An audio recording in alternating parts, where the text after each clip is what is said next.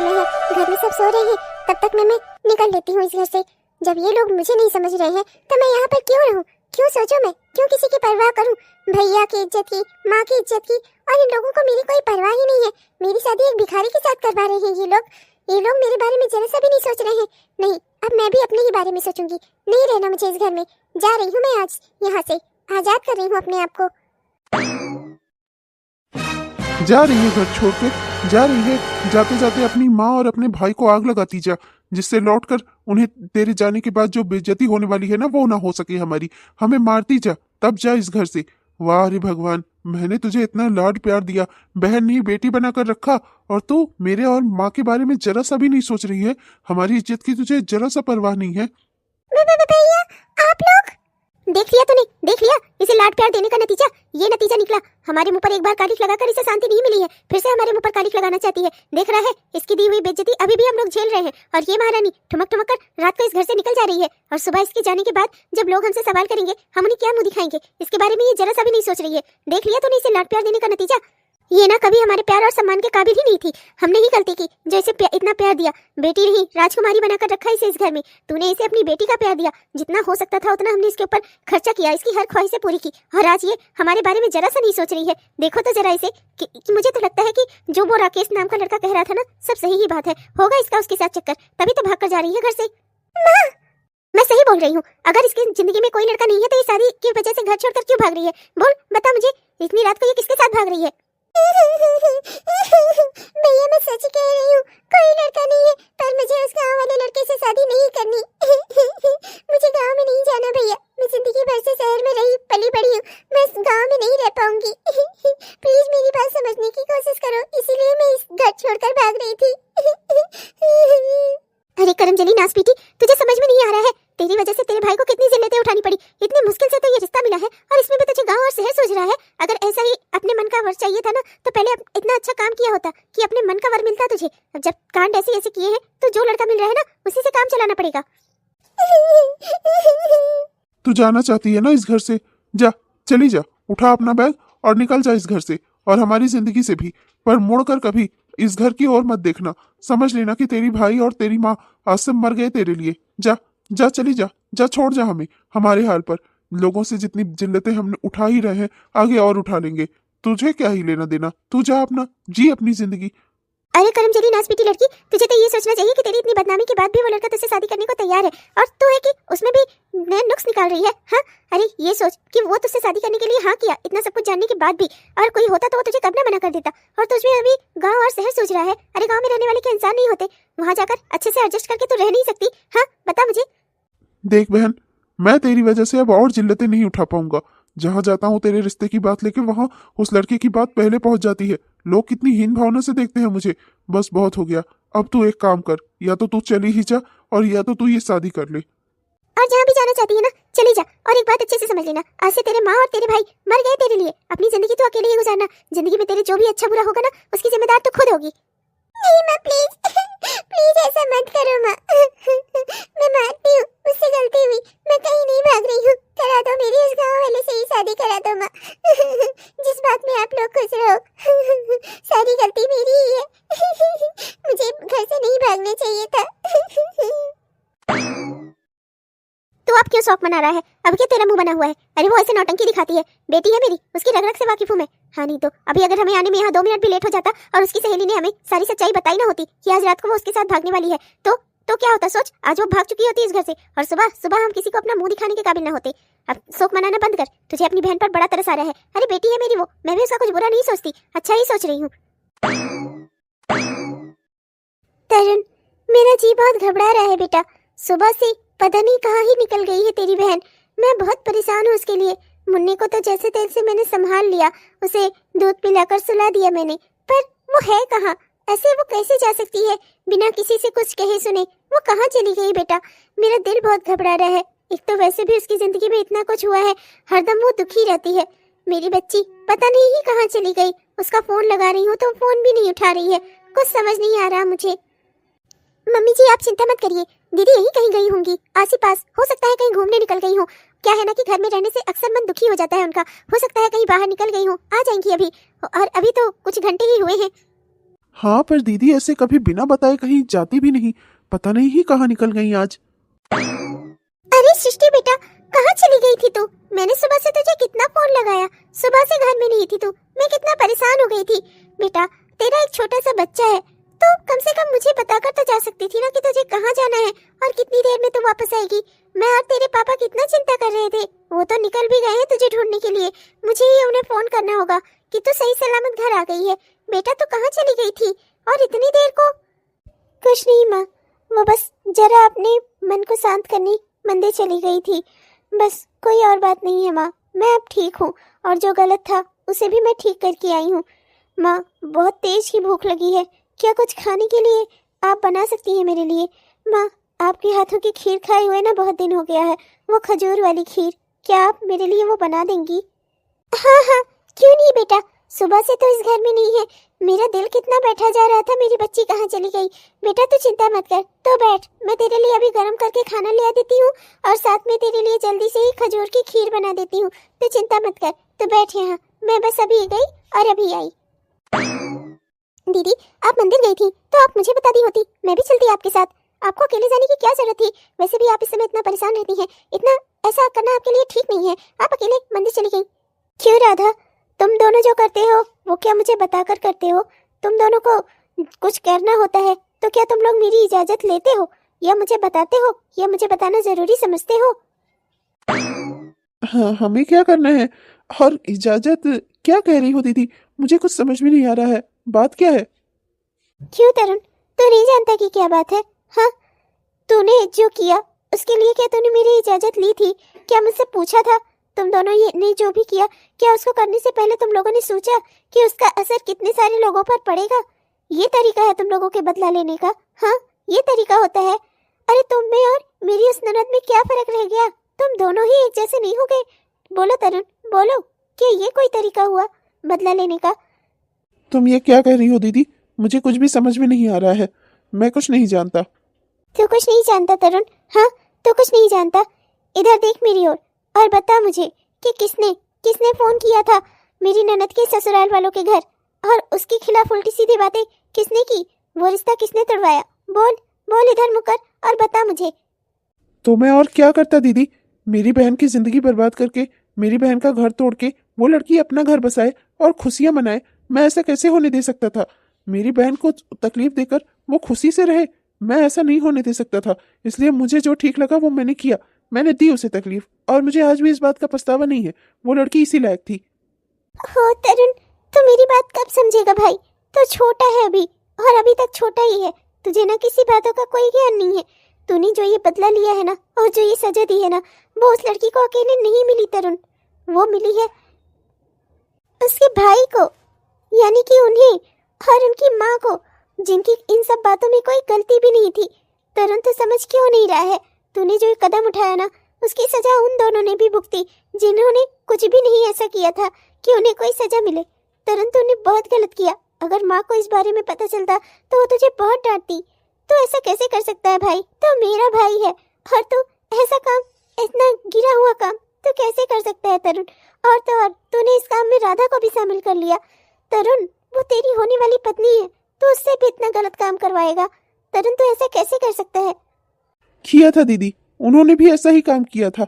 उन्होंने उस लड़की की बातों पर भरोसा करके आप पर कभी भरोसा नहीं किया। उन्होंने आपको अपने घर का सदस्य नहीं समझा, आपके बच्चे को आपसे छीनने के लिए कोर्ट में केस दायर किया। मैं उन लोगों को कभी माफ नहीं करूंगा। आप भले उन लोगों को माफ कर दो, वो लोग इसी सजा के लायक थे। जो मैंने किया है मुझे उस पर बिल्कुल भी पछतावा नहीं है। राधा क्या तुझे भी इस बात पर बिल्कुल भी पछतावा नहीं है? बोल, तू अगर कह देगी ना तो मैं समझ लूंगी कि तू भी मेरी ननद जैसी ही है। एक औरत की इज्जत का, उसके मान सम्मान का तुझे भी कोई ख्याल नहीं है? राधा तू अगर तेरा पति होने वाला गलत रास्ते पर जा रहा था तो तुझे उसे रोकना चाहिए था, ना कि उसका साथ देना चाहिए था। ऐसी जिंदगी निभाएगी तू मेरे भाई के साथ? बोल राधा। नहीं दीदी मुझे माफ कर दीजिए, मुझे तरुण को रोकना चाहिए था पर मैंने तरुण का साथ दिया, मुझे माफ कर दीजिए। आपके साथ जब ऐसा उन लोगों ने किया ना तो हमें बहुत दुख हुआ दीदी, इसलिए हमें जो ठीक लगा वो हमने किया और मैंने भी तरुण का उस काम में साथ दिया। मुझे माफ कर दीजिएगा दीदी, मैं गलत और सही में भेद करना भूल गई। तरुण मेरे भाई, बदला लेने से जिंदगियां कभी नहीं संवरती। एक कोई बदला लेगा, फिर दूसरा कोई बदला लेगा। इसी तरह बदले बदले में पूरी जिंदगी ही निकल जाएगी भाई।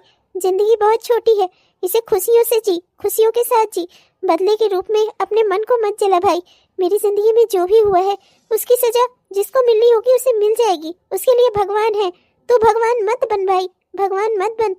तू अपनी जिंदगी जी, राधा के साथ खुशी से रह। इतने उम्मीदों से माँ ने तुझे पढ़ाया लिखाया है, अच्छी खासी जॉब लगी है तेरी, तू क्यों सब कुछ खराब करने पर तुला हुआ है? तू है मेरा भाई है, तू ऐसा नहीं कर सकता। तेरे अंदर हमारे संस्कार हैं, मेरी माँ का खून है, मेरे पिताजी का खून है, जिन्होंने जिंदगी भर कभी कोई गलत काम नहीं किया और न ही गलत का साथ दिया है। वादा कर मुझसे, आइंदा से तू ऐसा कभी कुछ नहीं करेगा, वादा कर। दीदी, तेरे ससुराल वालों ने तेरे साथ इतना गलत किया, लेकिन आज तो उन्हीं लोगों की ओर से हमसे झगड़ा कर रही है। दीदी, तू ऐसा कैसे कर सकती है? इतनी अच्छी तो क्यों है? क्यों तो लोगों के बारे में इतना सोचती है जब लोग तेरे बारे में बिल्कुल नहीं सोचते? अपनी इसी अच्छाई का तू बदला उठा रही है आज। जिंदगी में अकेले है और तेरे बच्चे को छिन जाने का डर हरदम तेरे सर पर मंडराता रहता है, और तब पर भी तू सही और गलत में फर्क कर रही है। मैं गलत और सही में हमेशा फर्क करूंगी भाई, चाहे मैं जिंदगी में बिल्कुल अकेली रहूं और सब कुछ छिन जाए मुझसे। मैं अपने माँ बाप के संस्कार नहीं भुला सकती भाई। और तू भी मुझसे वादा करके आइंदा से तू कभी ऐसा कुछ नहीं करेगा।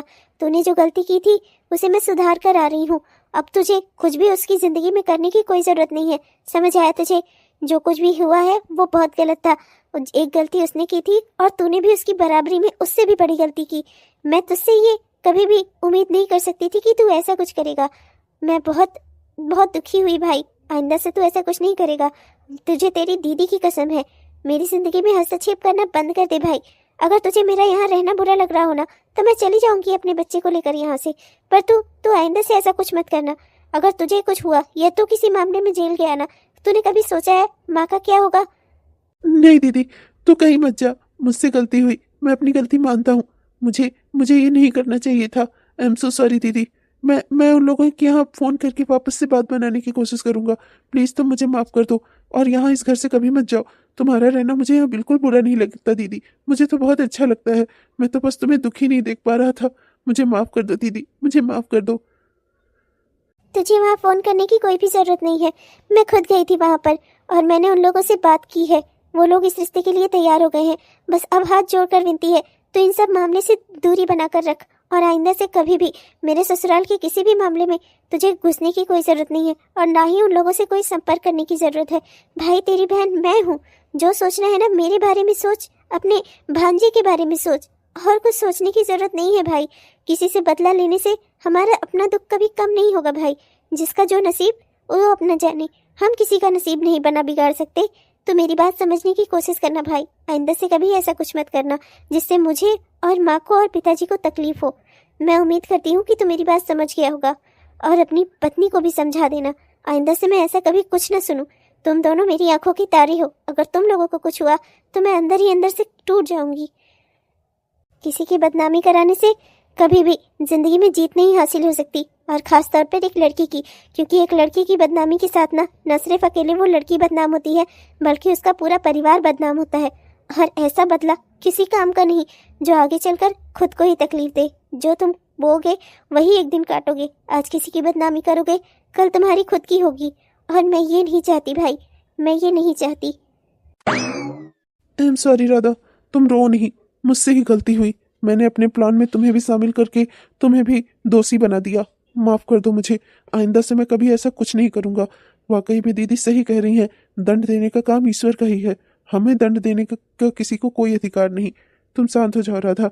मैं मानता हूँ मेरी गलती है। आइंदा से मैं कभी तुमसे कोई गलत काम नहीं करवाऊंगा। मैं भी तुम्हें कभी किसी गलत रास्ते पर नहीं जाने दूंगी तरुण। मैं भी तुम्हें कभी भी खो नहीं सकती, किसी भी बात के लिए नहीं। क्या माँ, आप लोग ये क्या कह रहे हैं? वो शहर वाला लड़का वो मुझसे शादी करने के लिए तैयार हो गया है। माँ, इतना इतना अच्छा कैसे हो सकता है? सब कुछ कैसे इतना जल्दी सही हो सकता है माँ? ये आप लोग सच कह रहे हैं ना? नहीं नहीं, कहीं ऐसा तो नहीं कि आप लोग उस गांव वाले लड़के से मेरी शादी कराने के लिए मुझे झूठ बोल रहे हो? नहीं नहीं, प्लीज आप लोग ऐसा मत करिए। मेरी भावनाओं के साथ इतना मत खेलिए माँ, भैया। अरे नहीं, हम लोग सच कह रहे हैं। उस लड़के का खुद ही फोन आया था। उसने कहा कि उसे कोई गलतफहमी हो गई थी, और उसकी गलतफहमी अब दूर हो गई है। मैं बहुत खुश हूँ बहन तेरे लिए। तेरा नसीब वाकई में अच्छा है। जब हमने चारों ओर से हार मान ली थी, चारों ओर हमारी इतनी बदनामी हो रही थी, तब तब पता नहीं कहाँ से अचानक से कौन से देवता ने इतनी बड़ी कृपा कर दी कि सब कुछ फिर से ठीक हो गया। अब उसी घराने में तेरा रिश्ता होगा तो मेरे मुंह पर भी जो कालिख लगी थी ना, वो भी हट जाएगी। लोगों में बैठकर मैं अपना मुंह दिखा सकूंगा। लोगों ने जब ये रिश्ता टूटा था ना, मुझे तरह तरह की बातें सुनाई थी। आज ये रिश्ता फिर से जुड़ जाएगा ना, तो तुम मैं बता नहीं सकता बहन, कितना अच्छा हो जाएगा सब कुछ। हाँ, तू ना अब सोच कि तेरी जिंदगी में भगवान ने तुझे कितना बड़ा वरदान दिया है। अब अच्छे से अपना काम करने का और खाना बनाने का सब कुछ सलीका सीख ले, जिससे जहाँ तुझे ससुराल में कोई दिक्कत ना हो। ओ माँ, आप भी ना खाना बनाना सीखने कहते कहते ना आपकी आदत पड़ गई है। गांव वाले लड़के के घर में जा रही थी तब मुझे खाना बनाना सीखना पड़ता, क्योंकि वहाँ कोई नौकर ना होता ना। पर यहाँ तो नौकर ही नौकर है माँ। अब तो आप मान गई ना मेरा नसीब कितना तेज है। मेरे नसीब में गरीब घर लिखा हो ही नहीं सकता। मेरे नसीब में तो सिर्फ अमीर आदमी ही लिखा था। मान गए ना भैया, मान गई ना माँ आप? हाँ बहन, मान गया मैं। वाकई में तेरे नसीब की वजह से ही आज मैं चारों ओर अपना मुंह दिखा सकता हूँ। वो गांव वाला लड़का, वो भी तुझसे शादी करने के लिए तैयार था, और ये इन लोगों ने भी फोन कर दिया। अब जहाँ तुझे पसंद है मैं तेरी शादी वहीं करवा दूंगा। अब चल, शहर वाले लड़के से ही तेरी शादी करवा देते हैं। जहाँ तेरी इच्छा हुई बहन, वहीं तेरी शादी हो रही है। इससे ज्यादा खुशी की बात और क्या हो सकती है। और मेरे मुंह पर भी जो कलंक लगा था वो भी मिट गया। वाकई में मेरी बहन बहुत भागों वाली है। हाँ। मान गई मैं, मुझे तो पहले से ही पता था। मेरे नसीब में कोई गरीब घर लिखा हो ही नहीं सकता। हाँ, ये तो कुछ दिनों की मेरी जिंदगी पे साढ़े सात ही लग गई होगी। हाँ, और वो खटी की नहीं, मेरा भाग्य वापस से चमक उठा। चलो जल्दी से फोन करके अंकिता को भी बता देती हूँ कि मेरी शादी फिर से अमीर घर में होने जा रही है। बहुत मजाक उड़ा रही थी ना मेरा, खेत में जाओगी हल चलाओगी। अब बताती हूँ उसे, नौकरों के ऊपर शासन करूंगी, शासन। हाँ। इकलौते लड़के से शादी हो रही है मेरी। दो बहनों का अकेला भाई है वो। धत तेरी की, पता नहीं दोस्तों ये अंजू कौन सी स्याही से अपना नसीब लिखवा कर लाई है। इतनी घमंडी और इतनी दुष्ट लड़की है, पर फिर भी भगवान इसके साथ कुछ बुरा नहीं होने देते। पता नहीं क्यों ये करती तो ये लोगों के साथ इतना बुरा है कि इससे भी ज्यादा बुरा होना चाहिए इसकी जिंदगी में। नमक मिर्च मसाले सोचे थे मैंने, और यहाँ ये बड़े घर में जा रही है वापस से। सब कुछ पता नहीं कैसे ही ठीक हो गया। उन लोगों को भी ना पता नहीं क्या सोची, अरे इसको छोड़कर दुनिया में कोई दूसरी लड़की नहीं रह गई है क्या? अरे मुझे ही देख लेते, कितनी सुंदर हूँ मैं। पर क्या ही कहा जाए, पता नहीं इस चश्मिश में उन्हें पता नहीं क्या मिल रहा है। अब मैं कर ही क्या सकती हूँ। बता रही है कि उन लोगों ने रिश्ते के लिए हाँ कर दिया फिर से, और इसका भाई और इसकी माँ तो बहुत ही खुश है। मैं क्या ही कर सकती हूँ, अब तो मुझे शादी में ही जाना पड़ेगा।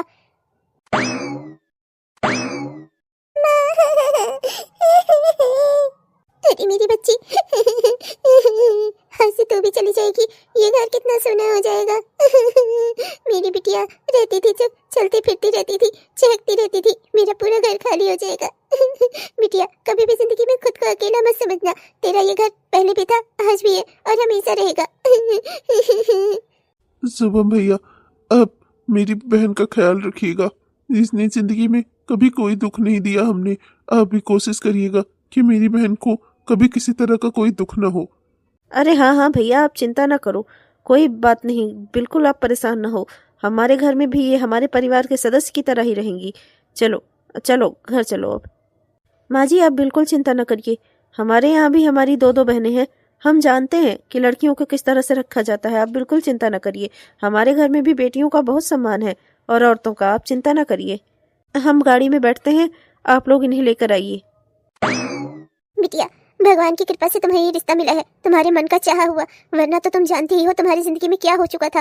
तुम्हारे साथ साथ हम लोग भी बदनाम हो चुके थे बेटा। सब कुछ जिंदगी में भगवान की कृपा से सही हुआ है, इसलिए कोशिश करना कि सब कुछ आगे भी जिंदगी में सही ही रहे। जमाई बाबू बहुत अच्छे हैं, उन्होंने सारी सच्चाई जानने के बाद तुझसे फिर से शादी करने के लिए हाँ की। पता नहीं ही कैसे उनके मन से वो गलतफहमी दूर हुई, वरना ऐसा अगर किसी और लड़के के साथ हुआ होता ना, वो तुझसे शादी के लिए कभी हाँ न करता बेटा। इसलिए उनका एहसान मानना और जिंदगी भर भगवान का भी एहसान मानना, जिन्होंने तुझे तेरे मन का वर दिया।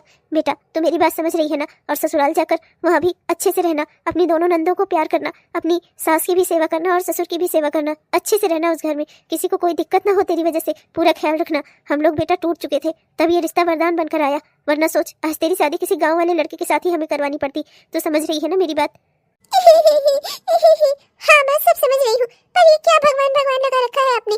ये रिश्ता मेरी वजह से वापस लौट कर आया है। मेरा नसीब इतना अच्छा था, मैं किसी गरीब घर में जा ही नहीं सकती। मुझे अच्छे से पता था मेरा नसीब इतना खराब नहीं हो सकता कि मुझे कहीं और जाना पड़े जहाँ मैं ना चाहूँ। आखिरकार ये रिश्ता वापस लौट कर आया ना, ये मेरे नसीब की अच्छाई थी। किसी ने कोई भीख नहीं दी है मुझे। हाँ, मैं चलती हूँ माँ, बाय। माँ ने जो कहा वो तूने अच्छे से सुना ना, तुझे अपने ससुराल में अच्छे से रहना है।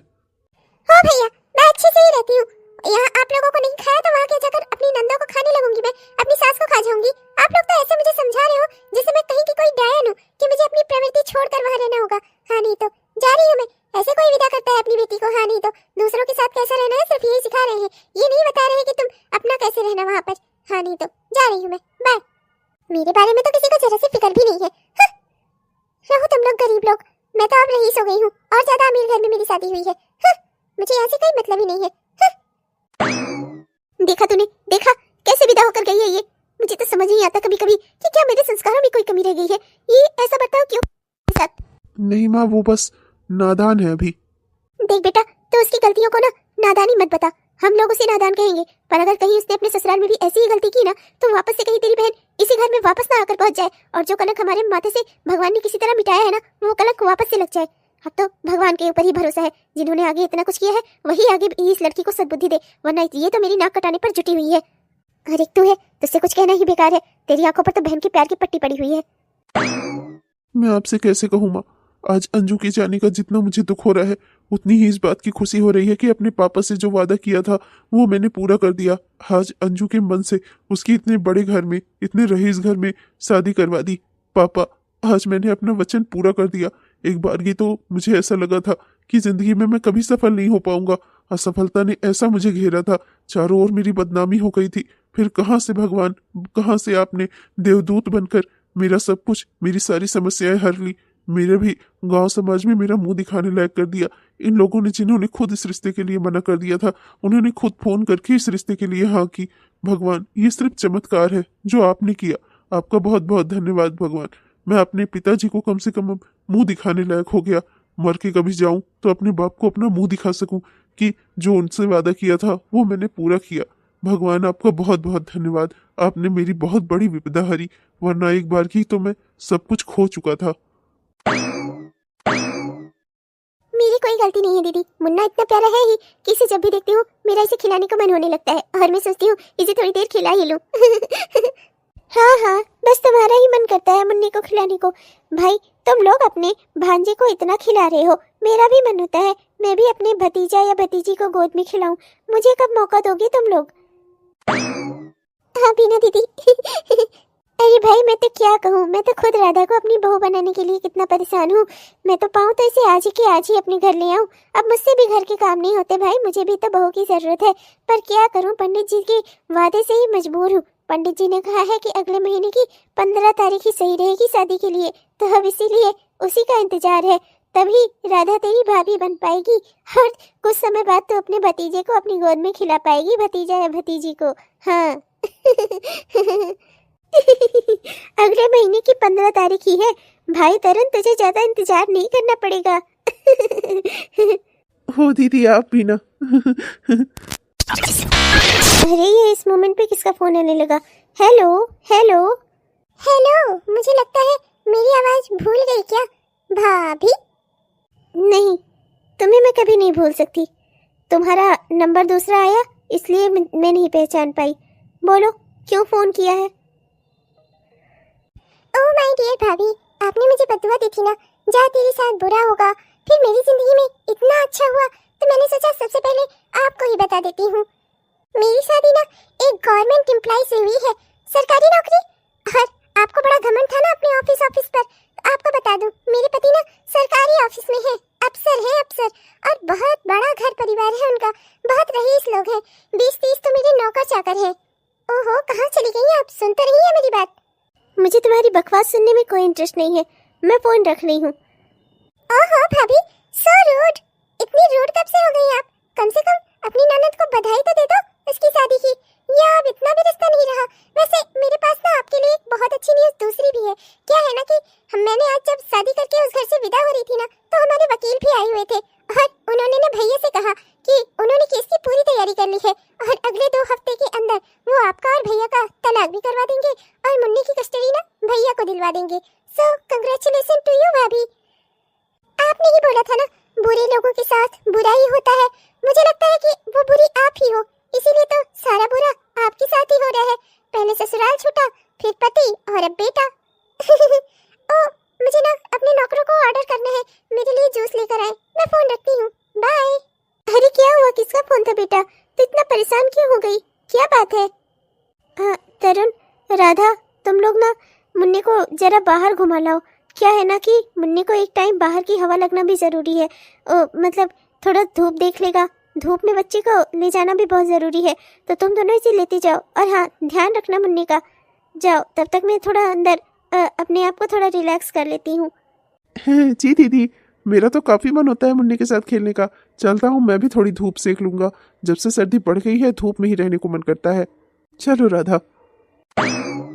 तूने उन लोगों को तो बोल दिया कि तुझे थकान लग रही है, पर मुझे लग रहा है बात कुछ और है। किसका फोन था बेटा? तू अपनी माँ को नहीं बताएगी? माँ, मैं राधा और तरुण के सामने ये बात आपको नहीं बताना चाहती थी। माँ, वो लोग अभी इतने मैच्योर नहीं है कि ये सब कुछ हैंडल कर सके। माँ, बात दरअसल ये है कि अंजू का फ़ोन था और वो बोल रही थी कि उसके भाई ने और उसके वकील ने पूरी तरह से तैयारी कर ली है। माँ, अगले 2 हफ्ते में वो लोग मेरा और आकाश का तलाक भी करवा देंगे और मुन्ने की कस्टडी भी आकाश को दिलवा देगा, ऐसा उसका वकील कह रहा था। माँ, मैं बहुत परेशान हूँ। माँ, अगर ऐसा हुआ ना, मैं जीते जी मर जाऊंगी। मैं अपने बेटे के बिना नहीं रह सकती। माँ, नहीं बेटा, तू चिंता मत कर। मैं हूं ना, मैं तेरे पापा से बात करती हूँ। कुछ भी हो जाए, हम मुन्ने की कस्टडी ना उन्हें नहीं ले जाने देंगे। तू चिंता मत कर। मुन्ना तेरा बेटा है, वो हमेशा तेरे साथ ही रहेगा। वो लोग तुझसे तेरे बेटे को नहीं छीन सकते बेटा। वो संजू ने तुझसे सब कुछ तो छीन लिया, अब तेरे बेटे के पीछे पड़ी हुई है। अरे कैसी औरत है वो? मैंने तो सुना उसकी शादी हो गई।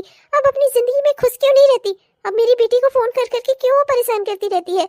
हो सकता है ऐसा कुछ हो ही ना, वो सिर्फ तुझे डरा रही हो। उसका मकसद सिर्फ शुरू से एक ही रहा है बेटा, तुझे परेशान करना। मुझे तो ये समझ में नहीं आता कि आखिर वो तुझसे इतनी जलन करती क्यों है। तू भी एक लड़की थी, शुरुआत से उस घर में गई, उसे कितना मनाने की और खुश रखने की कोशिश करती थी तू, और वो है एक पता नहीं क्या खार खाए बैठी है तुझसे। मुझे तो समझ में नहीं आता आखिर उस लड़की के मन में तेरे लिए इतनी नफरत क्यों है। ऐसा तूने इसके साथ क्या किया है बेटा? माँ, कभी कभी ना किसी दुश्मनी के लिए किसी वजह की जरूरत नहीं होती। एक छोटी सी चिंगारी से भी आग भड़क सकती है। मैं नहीं जानती माँ कि अंजू को मुझसे क्या दुश्मनी है। मैं कभी ये समझ ही नहीं पाई। शुरुआत में मुझे लगा था कि गांव के लोगों की, मोहल्ले के लोगों ने और रिश्तेदारों ने मुझे ज़्यादा सुंदर और अच्छी बताया था, शायद इस वजह से वो मुझसे नाराज़ थी। फिर आगे की ज़िंदगी में उसने मेरे साथ जो कुछ भी किया ना माँ, उसकी वजह मैं कभी कुछ समझ ही नहीं पाई।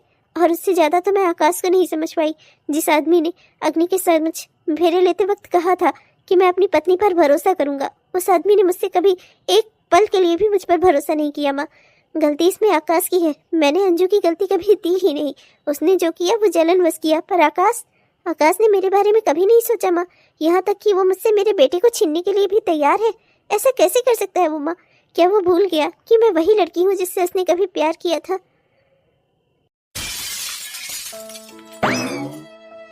जाओ भगवान, जब से आपने इस अंजू की शादी ना इतने बड़े घर में, इतने रईस घर में और सरकारी नौकरी वाले लड़के के साथ करवाई है ना, तब से तो मेरा आपके ऊपर से विश्वास ही उठ गया है। जब जो लोग किसी के साथ बुरा करते हैं, उनके साथ जिंदगी में अच्छा होना चाहिए क्या? जाओ भगवान, जाओ। सॉरी दोस्तों, मुझे तो ख्याल ही नहीं रहा, आप लोग भी हैं। क्या है ना कि कभी किसी का बुरा नहीं सोचना चाहिए, पर कभी कभी सोच भी लेना चाहिए। क्या ही फर्क पड़ जाता है? बुरा सोचो तब पर भी बुरा तो होता नहीं है, और अच्छा सोचो तो अच्छा भी नहीं होता। तो अपनी सोच का मतलब कोई फर्क नहीं होता, तो सोच ही लेना चाहिए। खैर छोड़िए ये सब दोस्तों। हेलो दोस्तों, कैसे हैं आप सब? उम्मीद करती हूँ कि बहुत ही बढ़िया होंगे। आपने हमारा यह वीडियो पूरा देखा, इसके लिए आपका दिल से बहुत बहुत धन्यवाद दोस्तों। कैसा लगा आपको? उम्मीद करती हूँ कि पसंद आया होगा, और अगर पसंद आया तो कृपया वीडियो को लाइक जरूर करिएगा, अपने दोस्तों को, रिश्तेदारों को वीडियो को शेयर भी जरूर करिएगा। और हाँ दोस्तों, अपने प्यारे प्यारे से कमेंट्स भी हमें जरूर लिखिएगा। आपके प्यारे प्यारे कमेंट्स का ना हम दिल से इंतजार करते हैं दोस्तों। तब तक के लिए मैं चलती हूँ, मिलूंगी आपसे कल के वीडियो में। देखना मत भूलिएगा दोस्तों इस कहानी का अगला भाग, जो कि कल आएगा। तब तक के लिए मैं चलती हूँ, बाय बाय। क्या बुरा सोचने से बुरा होता है, या अच्छा सोचने से अच्छा होता है? शायद बुरा करने से बुरा होता है। नहीं, अच्छा करने से बुरा होता है, पता नहीं। खैर जो भी हो, क्या ही फर्क पड़ जाता है, होगा तो वही जो राइटर ने लिखा होगा।